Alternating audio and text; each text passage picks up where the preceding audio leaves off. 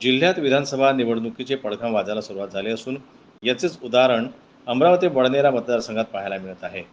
बडनेरा संघाचे विद्यमान आमदार रवी राणा यांच्या स्वाभिमान पक्षाच्या कार्यकर्त्यांनी मला जी मारण्याची धमकी दिली त्याबद्दल आज श्रमिक पत्रकार भवन येथे पत्रकार परिषद आयोजित करून शेतकरी संघटनेचे नितीन कदम यांनी पत्रकारांना माहिती दिली.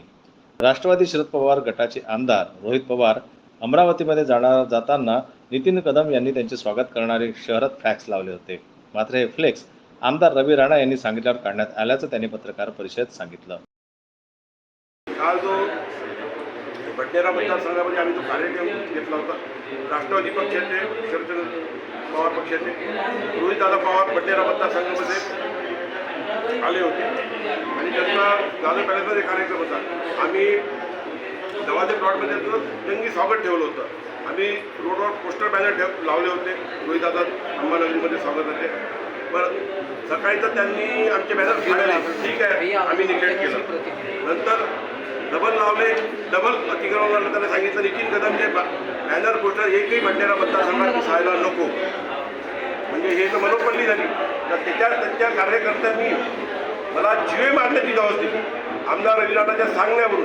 जर माझ्या जीवाला काही कमी जास्त झाला तर आमदार रवी राणा जबाबदार राहील.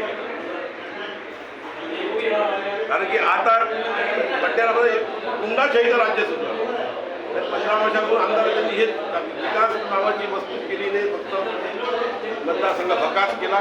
त्याच्यात अनेक किस्से आहेत. त्यानंतर आमच्या इथे विजय मिल होती, विजय मिलची जागा त्यांनी त्याच्यात जवळ लोक गेले होते गोरगरीब जनता, विजय मिल त्याला चालू करा. यांनी विजय मिलला चालू नाही केली, पण यांनी स्वतःच्याच नावाने ती जागा मागितली. त्याचं हे लेटर आहे दादा, हे आमदार रवी राणाचं जिल्हाधिकारी शासनाचं लेटर आहे. हे त्यांच्या हे आहे. तर तिथे दुसरा प्रश्न होता इथला सुतगिरणी गोपालनगरची सुतगिरणीला तिथले पण लोक असे गेले, सुतगिरणी आम्ही चालू करून देणार. पत्रकार परिषद झाल्यानंतर आमदार राणा यांची तक्रार फ्रेझरपुरा पोलीस स्टेशनमध्ये करणार असल्याचं त्यांनी यावेळी सांगितलं. मी ही निवडणूक बडनेरा मतदारसंघातून लढत असल्याचं देखील त्यांनी यावेळी पत्रकारांच्या प्रश्नांना उत्तर देताना सांगितलं.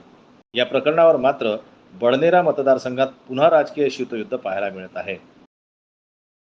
जनमत लाईव्ह न्यूज करता राजेश्वर घोरमाडे यांची रिपोर्ट अमरावतीहून.